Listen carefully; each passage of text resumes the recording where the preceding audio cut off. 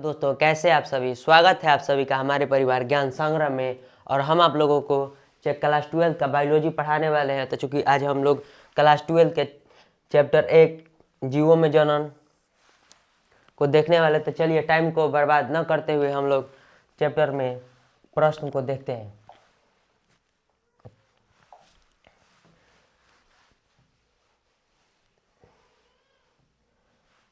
देखिए हमारा पहला प्रश्न है जीवन अवधि। जीवन अवधि या जीवन काल किसे कहते हैं?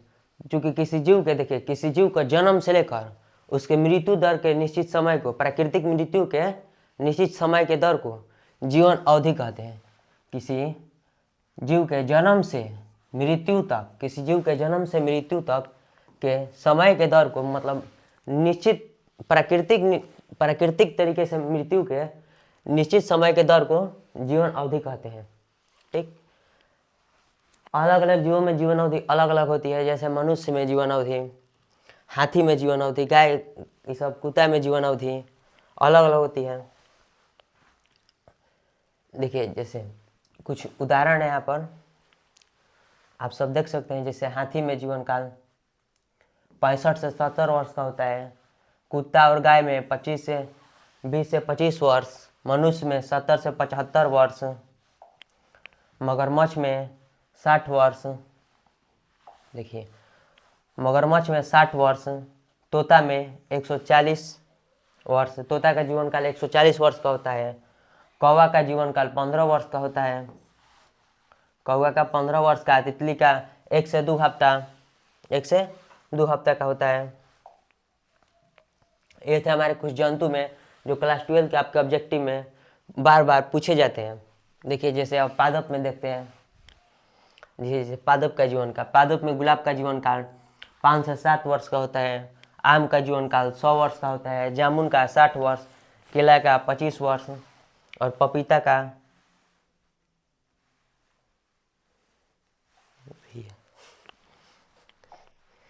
पर गलती हो गया है, इसको ध्यान मत दीजिएगा, ये गलती है।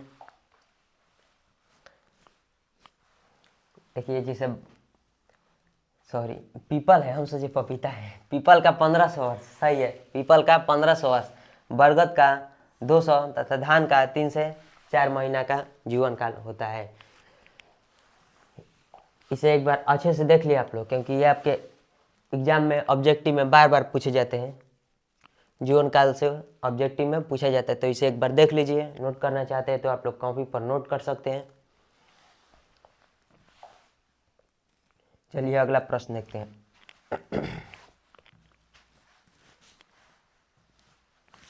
देखिए हमारा प्रश्न संख्या 2 है।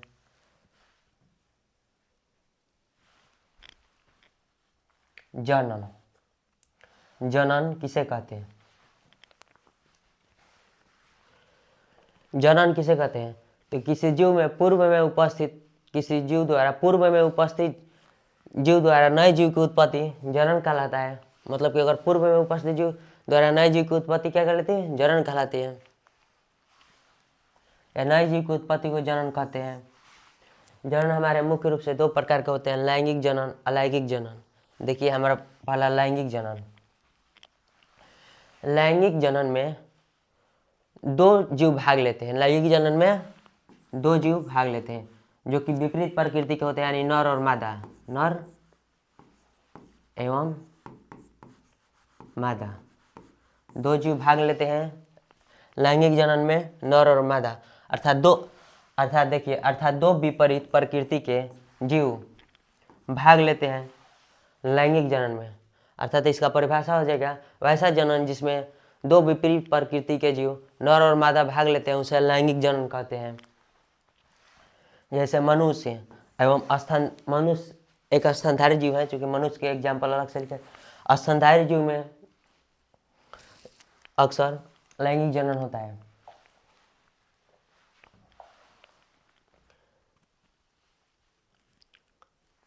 इसे जंतु में आप देखिए कुछ पादप के एग्जाम्पल है, जैसे मटर, सरसों, गेहूं, धान, मेंढक, मछली, बिल्ली तो जंतु है। ये है मतलब पादप में कुछ पादप जिनमें लैंगिक जनन होता है। ये मेंढक, मेंढक जीव, मछली, इन सब में लैंगिक जनन होता है।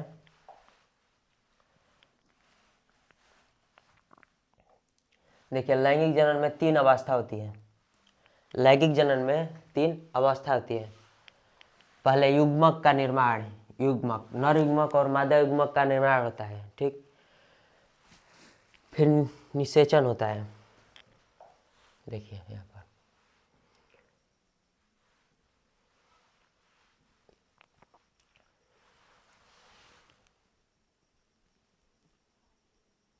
निषेचन के प्रकार, निषेचन यहाँ पर होगा तो देखिए 3 अवस्था होती है। पहला निषेचन, निषेचन पूर्व घटनाएं। निषेचन पूर्व घटनाएं में युग्मक का निर्माण होता है, यानी नर युग्मक और मादा युग्मक का निर्माण होता है। देखिए दूसरा बी नंबर,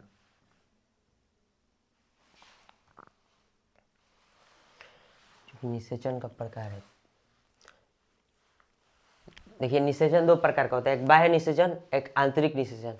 बाह्य निषेचन में निषेचन जीव के शरीर के बाहर होता है तथा आंतरिक निषेचन में निषेचन जीव के शरीर के भीतर होता है। जलीय जीवों में निषेचन जो होता है अधिकतर बाह्य निषेचन होता है।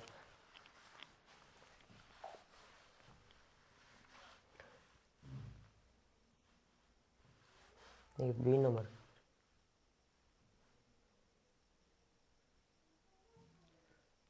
दूसरा ए।